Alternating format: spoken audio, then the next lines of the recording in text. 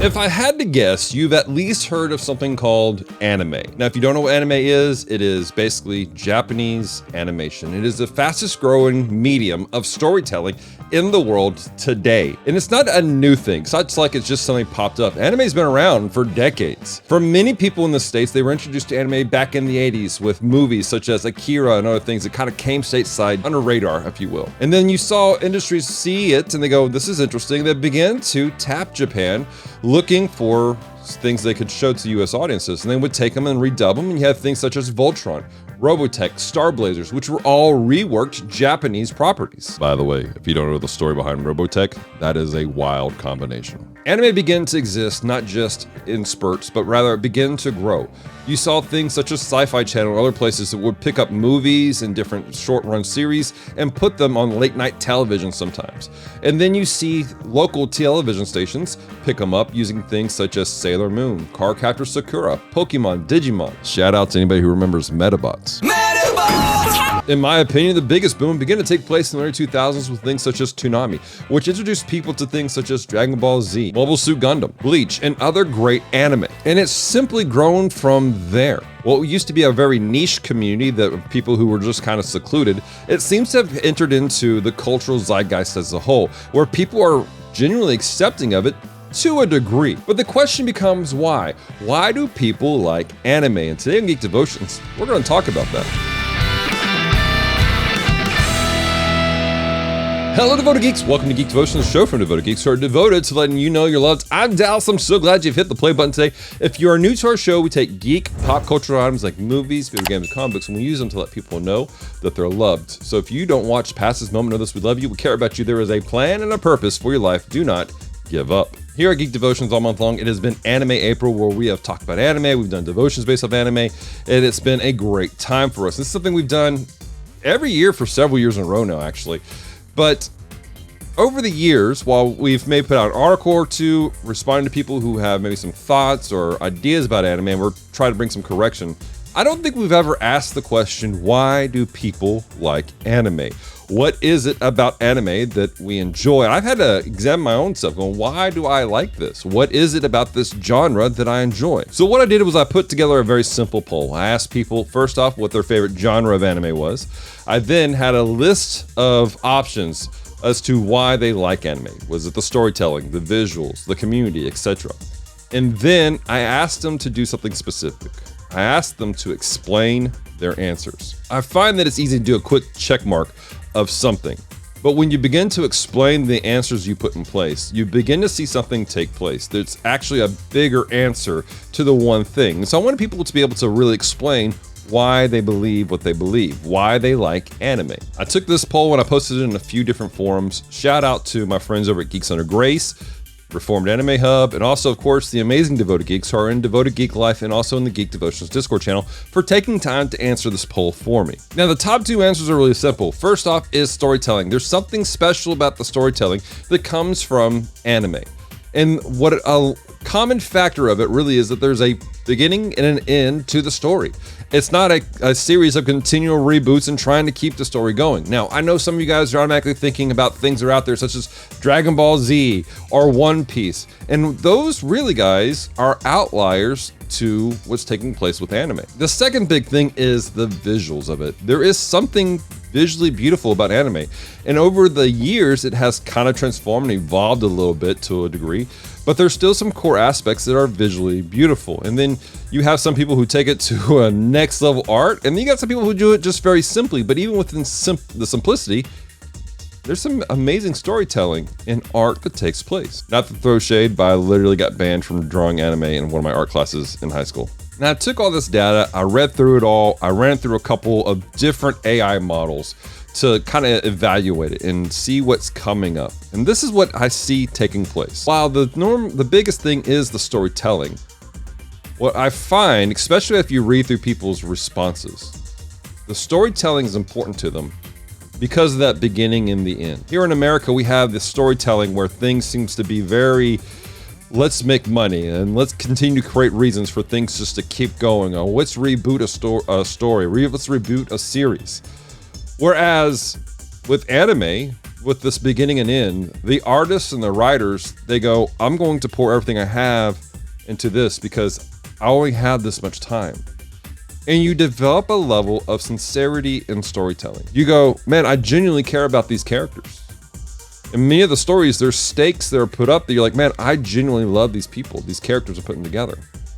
It boils down to a level of authenticity and sincerity. Even with your go out and fight and blow things up anime that's out there, there's a level of authentic storytelling and authentic emotions that are being displayed.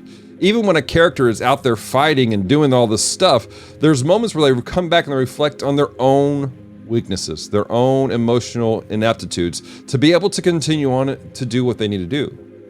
Yet still, they push forward. And for a lot of people of my generation, that taught us that it was okay to have these flaws, but we can't allow them to hold us back. We have to push forward. Some of the stories that are out there are kind of dark and gritty, but there's a reality to them at the same time. They're not gritty just to be gritty's sake, but they're telling a deeper story. There's an undertone that's taking place, as opposed to what you see in a lot of modern American storylines where they're just dark and gritty to be dark and gritty, and there's no point to it. So genuinely, it feels like people like anime because they're looking for sincere and authentic storytelling.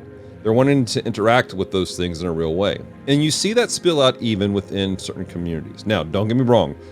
There's a lot of flack that's out there for some of these online anime communities. But when you get in person with individuals, what I find with a lot of people who are really big in the anime, that's what they're looking for in people.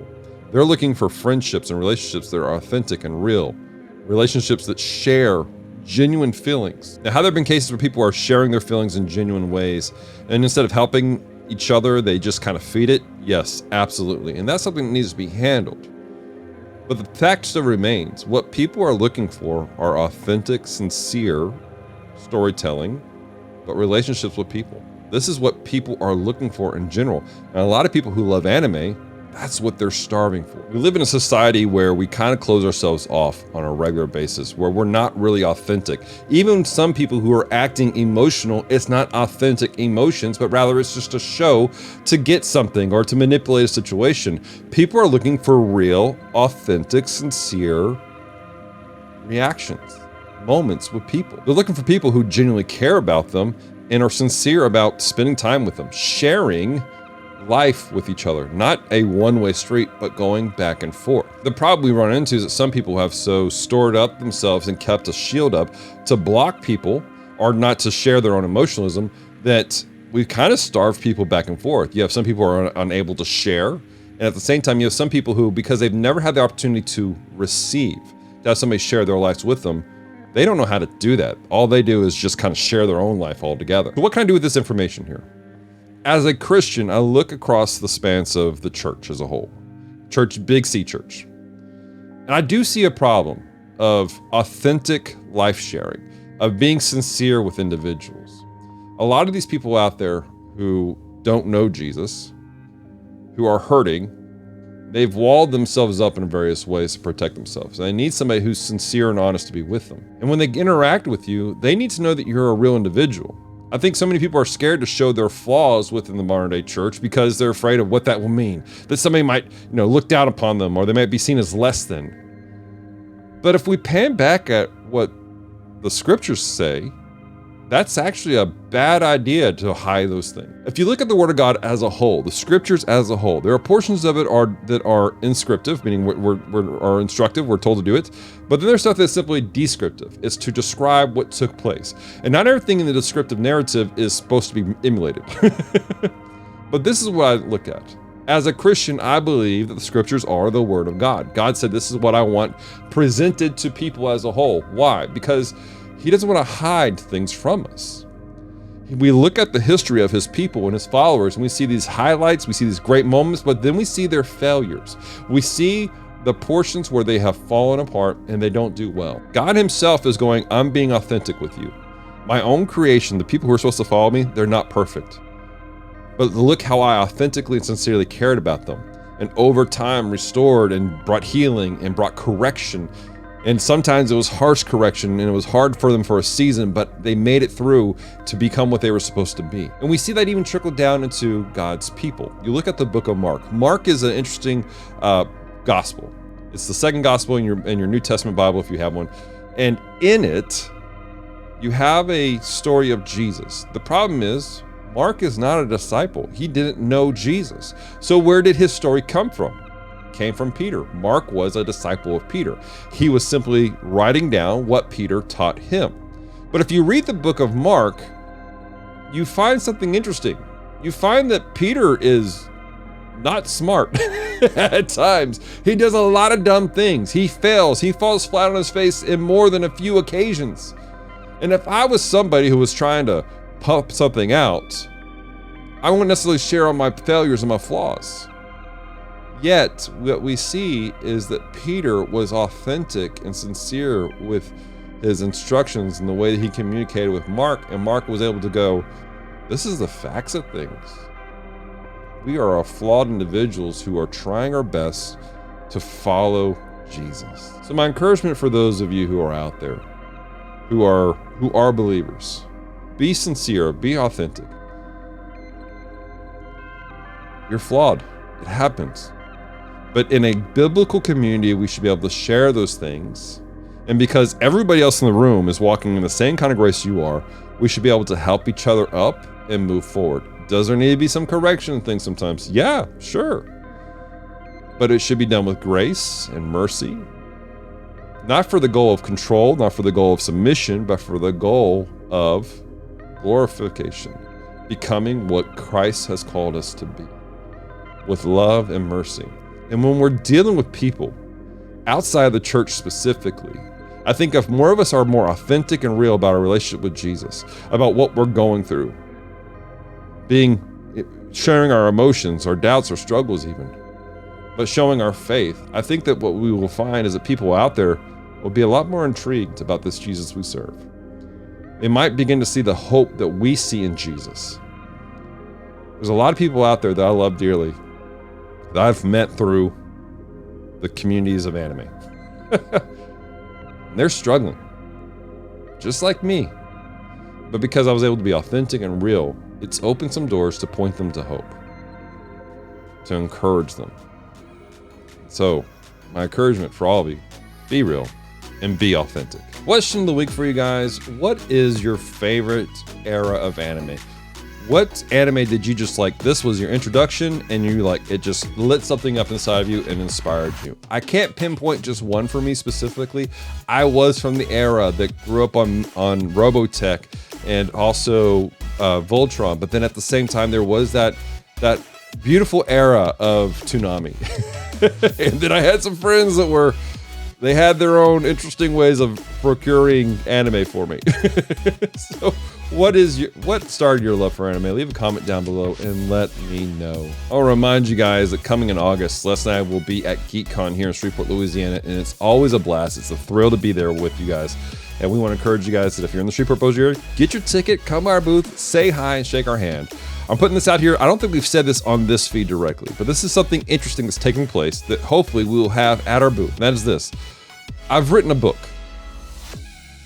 Yeah, I wrote a book.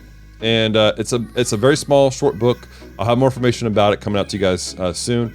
But I'm actually working currently on the main edits. I have it off to my editor, who's an amazing individual, and I'm making changes to make sure it's the best it could be for you guys. And so be praying for that. But we're gonna have that at our booth, hopefully this August. Make sure everything goes smoothly. But I want to say this, guys. Celeste and I, we genuinely appreciate you guys watching these videos, sharing these videos, taking part in our stuff. All of it helps us to be able to reach more people, so we can be on con floors and being authentic and real with individuals. This past week, Celeste and I were at a convention, a festival, in West Monroe at a local church actually, and we were there, hanging out with people. Loving on teenagers, loving on adults, encouraging them, being real and authentic, and pointing them to Jesus, pointing them to hope, inspiring, encouraging them where we could. And we're able to do these things because of your support, because of devoted Patreon geeks who support us for as little as $1 a month, because of people who have given us gifts people who have helped us buy supplies and stuff like that. We can't do this without your help, and we are so thankful for your support. If you'd like to help us, go to our website, geekdevotions.com, click our support page where you can find out how to become a devoted Patreon geek or give a one-time gift. That being said, we genuinely want to continue to be authentic and sincere with you and do life with you. And the easiest way to do that is for you guys to be in our communities. Check out our Facebook group, Devoted Geek Life. Check out our Discord channel. You guys can check out our live streams that take place on Mondays on Twitch and YouTube, where we play games and we pray for people. It's a good time. Of course, don't forget to check out our social media. We have Facebook, we have Instagram, we have Threads, working on TikTok a little bit more. But take part in all the stuff and let us encourage you. Until next time, stay devoted. Peace and love.